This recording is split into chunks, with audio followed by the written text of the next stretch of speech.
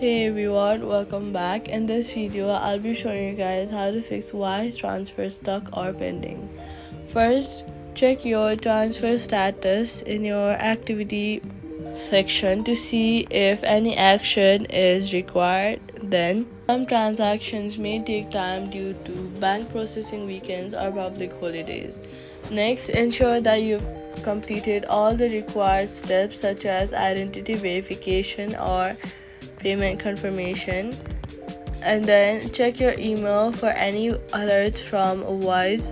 Also, verify that your payment method has been successfully changed.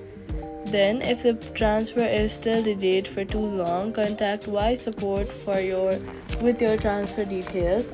That's how you fix Wise transfer stuck or pending. If this video is helped you, do not forget to like, subscribe, and turn on notifications for more helpful guides.